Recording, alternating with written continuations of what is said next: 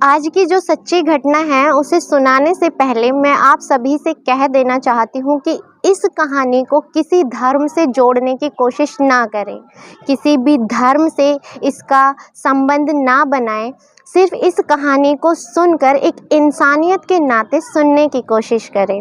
मैं एक ऐसी कहानी बताने जा रही हूँ जिसमें इंसानियत शर्मसार हो जाएगी कि एक इंसान ना रहकर जानवर से भी ज़्यादा कैसे गिर सकता है। ऐसी ही एक कहानी है जिसे मैं सुनाने जा रही हूँ। इसे सुन करके कृपया इसे किसी भी धर्म से या किसी भी धर्म की भावनाओं से जोड़ने की कोशिश ना करें। नमस्कार, आदाब, सत श्री अकाल। मैं ज्योति गौड़ और आज की जो सच्ची घटना है ये है पाकिस्तान के कराची की ये एक सच्ची घटना है जहाँ पर एक व्यक्ति था जो पंजाब प्रांत के स्थित सरगोथा का रहने वाला था, जिसका नाम था मोहम्मद रियाज।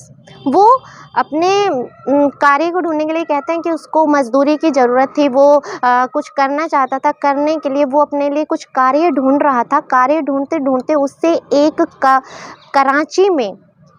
कराची में जो एक कब्रिस्तान होता है उसमें पेड़ पौधों को पानी देने की नौकरी मिल जाती है। वहाँ पर ही उसका एक दोस्त होता है जो पहले से वहाँ पर एक कार्य कर रहा होता है। उसका नाम होता है वज़ीरा पहले से ही वहाँ पर नौकरी कर रहा होता है। काफ़ी सालों से वो वहाँ पर नौकरी कर रहा होता है। उसके साथ ही वो अकेला कार्य करता है। अब जो मोहम्मद रियाज है वो भी उसके साथ आ जाता है, तो उसे मदद मिलती है कि अब हमें 1 से 2 हो गए।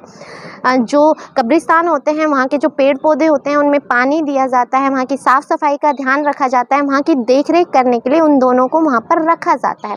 अभी सब कुछ ठीक चल रहा होता है। अचानक से एक दिन ज़ोर ज़ोर से चीखने चिल्लाने की आवाज़ें आती हैं। मोहम्मद रियाज होता है वो बहुत भयानक तरीके से पसीने में भीगा हुआ होता है।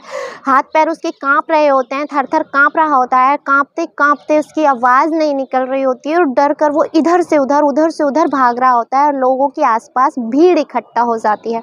जब भीड़ इकट्ठा होती है वो उसे रोकते हैं, बिठाते हैं, पानी पिलाते हैं। पानी पिलाने के बाद उससे पूछा जाता है कि आखिर मामला क्या है। वो जो मामला सुनाता है उसे सुनते ही लोगों के रोंगटे खड़े हो जाते हैं। सच बताऊं तो अभी भी मैं ये कहानी आपको सुना रही हूँ तो मेरे रोंगटे अभी भी खड़े हैं। सुनकर और सुनाते वक्त मुझे जो सिहरन और डर का माहौल पैदा हो रहा है, शर्मनाक घटना है। ऐसी शर्मनाक घटना जिसे सुनकर मैं सुनाने से पहले ही अजीबोगरीब फील कर रही हूँ।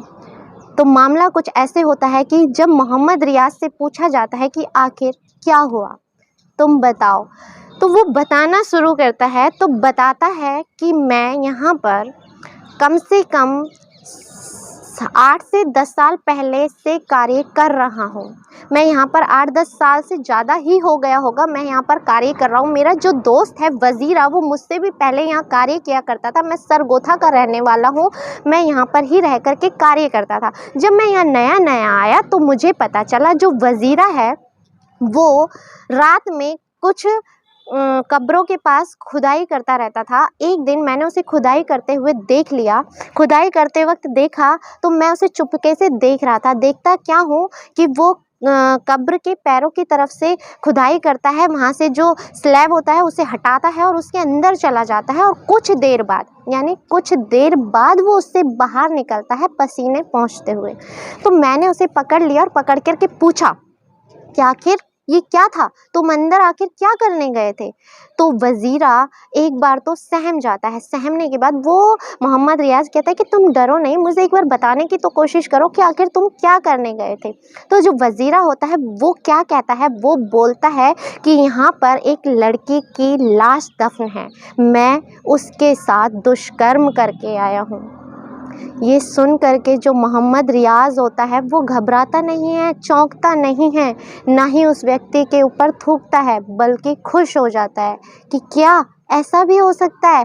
तो वज़ीरा बताता है कि हाँ, मैं इतने सालों से यहाँ कार्य कर रहा हूँ। मैं अक्सर जितनी भी औरतों की लाशें या लड़कियों की लाशें कब्रिस्तान में दफनाई जाती हैं उन सब के साथ दुष्कर्म करता हूँ। सुनकर और बताकर भी लोगों की रूह कांप जाए कि एक मृत महिलाएं जिनको कब्र में दफन कर दिया गया है, उनकी लाश के साथ दुष्कर्म किया जाता है।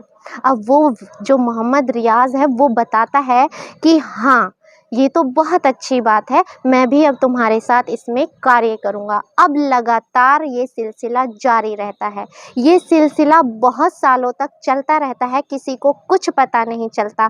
कब्र आती है, उन पर नज़र रखी जाती है, कब्र की मिट्टी को खोदा जाता है, स्लैब को हटाया जाता है, उसके अंदर जाते हैं, उसके साथ बलात्कार करते हैं, दुष्कर्म करते हैं, और जब उनकी संतुष्टि हो जाती है तो वो बाहर आते हैं और वापस से कब्र को पहले जैसा कर कर छोड़ देते हैं। ये सिलसिला ऐसे ही दरिंदगी चलती रहती है और किसी को कुछ पता नहीं चलता।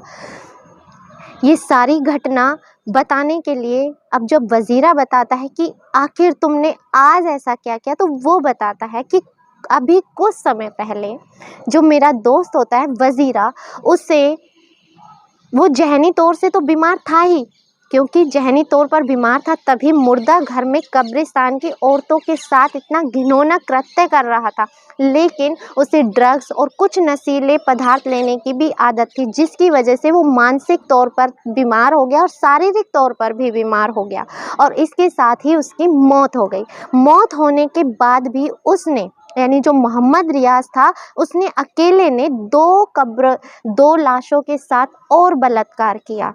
वो सिलसिला ऐसे ही जारी रखना चाहता था, लेकिन एक दिन अचानक से क्या होता है, एक दिन अचानक से होता ये है कि वो मिट्टी हटाता है, वहाँ से स्लैब सरकाता है और कब्र के अंदर चला जाता है। जैसे ही कब्र के अंदर जाता है, कब्र के अंदर जाते ही वो जिस महिला के साथ बलात्कार कर रहा होता है, वो बलात्कार कर ही रहा होता है कि अचानक उस महिला के दांतों से रोशनी निकलने लगती है, उसके दांत चमकने लगते हैं और उसकी आंखें खुली हुई होती हैं, उसकी आंखों से भी रोशनी निकल रही होती है। वो घबरा जाता है, बदहवास घबराता है, डर जाता है, सहम जाता है और घबराता हुआ उसमें से निकलता है और चीखता चिल्लाता दौड़ने लगता है। लोग उसकी आवाज़ें सुनते हैं, उससे पूछते हैं तो वो सारी घटनाक्रम को सुनाता है। अब दूर दूर तक लोग इकट्ठा हो जाते हैं, न्यूज़ रिपोर्टर तक आ जाते हैं। अब उससे पूछताछ शुरू होती है तो वज़ीरा बताना शुरू करता है मोहम्मद रियाज बताना शुरू करता है कि वो यहाँ पर अपने दोस्त वज़ीरा के साथ कार्य किया करता था और उसने वज़ीरा के साथ रहकर अब तक कम से कम 50 महिलाओं के साथ ये कुकृत्य किया है। वो नर पिशाच होता है, एक तरह से इतना बड़ा दरिंदा होता है कि जिसने जानवरों की भी सारी हदें पार कर दी थी। वो हर कब्र में आने वाली औरतों और महिलाओं की जो लड़कियां होती थी उन सभी के साथ बलात्कार किया करता था और अपने आप को संतुष्ट किया करता था, और इसकी उसे कोई गिलानी नहीं थी, कोई शिकायत नहीं थी। ये कार्य बस वो करता जा रहा था। वो बताता है कि अब तक 48 से 50 महिलाओं के साथ मैं अपने दोस्त वज़ीरा के साथ ये कार्य कर चुका हूँ, और मेरा दोस्त जब मर गया उसके बाद भी मैं 2 लाशों के साथ ये कार्य कर चुका हूँ। अब उससे न्यूज़ रिपोर्टर होते हैं, वो पूछते हैं कि आखिर तुम उन्हें पहचानते कैसे थे कि कब्र आखिर किसकी है। तो वो बताता है कि जब महिलाओं की कब्र को दफनाया जाता है तो उनके ऊपर एक पर्दा डाला जाता है। उसी पर्दे को देख करके हम पहचान करते थे कि ये महिला की कब्र है या किसी पुरुष की कब्र है। उसी कब्र को देख करके हम वहाँ से मिट्टी पैरों की तरफ से मिट्टी खोदते थे, स्लैब्स को हटाते थे, उसके अंदर जाते थे और अपना मुँह काला करते थे, उसके साथ कुकृत्य करते थे, दुष्कर्म करते थे, और बाहर आकर के मिट्टी से ढक करके कब्र को पहले जैसा कर दिया जाता था। ये सब सुनकर लोगों के अंदर आक्रोश भर जाता है। वो उसे मारने पीटने लगते हैं। उसकी मुश्किल लॉन्चिंग होते होते बचती है, लेकिन पुलिस मौके पर पहुंच जाती है और उसे गिरफ्तार कर लेती है। अब जब बात सामने आती है कि ऐसा नर पिशाच जो मतलब दरिंदगी की इतनी हदें पार कर देता है कि एक महिला जिसको कब्र में दफना दिया गया, वो बताता है कि सबसे ज़्यादा खुशी उसे तब होती थी कि जब मगरिब के बाद, यानी मतलब शाम के समय में जब कब्र पे लाश दफनाई जाती थी तो उसकी खुशी का ठिकाना नहीं होता था। दोनों दोस्तों की खुशी का ठिकाना नहीं होता था कि आज उनकी खुशी का सबसे ज़्यादा हसीन पल है, आज वो इसके साथ दरिंदगी करेंगे। अब ये मामला अगर उस लाश के दांत नहीं चमकते, उसकी आंखों से रोशनी नहीं निकलती, तो शायद ही ये मामला उसकी मौत के साथ भी सिमट कर रह जाता, कभी सामने नहीं आता। लेकिन इस घटनाक्रम का सुनने के बाद जिन जिन लोगों ने इस घटना को सुना उनके होश उड़ गए, उनके पैरों तले ज़मीन खिसक गई, इंसानियत शर्मसार हो गई कि ठीक है, बलात्कार जैसे लोग बच्चियों को नहीं छोड़ते, बुज़ुर्गों को नहीं छोड़ते, महिलाओं की तो कहीं सुरक्षा ही नहीं है, औरतें तो कहीं सुरक्षित नहीं है। लेकिन अब ये मामला कि एक कब्र में लेटी हुई महिला के साथ भी इतनी बड़ी दरिंदगी होती है, ये मामला खैर आज तक हिंदुस्तान से तो सुनने को नहीं मिला, लेकिन पाकिस्तान की ये घटना भी जब सुनने में आती है तो दिल सहम जाता है, एक अजीब सी कपकपी होने लगती है, सुनकर सिहरन सी उठ जाती है। और उन लोगों का क्या हाल रहा होगा जिन्होंने सुना होगा कि हमारी महिलाओं के साथ, हमारी जो बहन बेटियां थी उनके साथ ऐसा कुकृत्य तब हुआ जब उन्हें दफन कर दिया गया। अब उस मोहम्मद रियाज़ को अरेस्ट कर लिया जाता है, लेकिन अभी इस मामले की खबर अब तक नहीं है कि इतने वर्षों में भी उसके साथ आखिर क्या सज़ा सुनाई गई, उसके साथ क्या हुआ क्या नहीं। इस घटनाक्रम को सुनाने का उद्देश्य आपको दुखी करना, परेशान करना या आपकी भावनाओं को ठेस पहुंचाना नहीं है, ना ही किसी धार्मिक भावनाओं को आहत करना है। सिर्फ आपको सचेत करना है, जागरूक करना है कि ऐसे लोग भी हैं जो इंसानियत को शर्मसार कर देते हैं। इंसान कहना तो दूर, उन्होंने तो जानवरों को भी दूर कर दिया। इसी के साथ इजाज़त चाहूँगी, मिलते हैं अगली किसी सच्ची घटना के साथ। तब तक के लिए जय हिंद, जय भारत।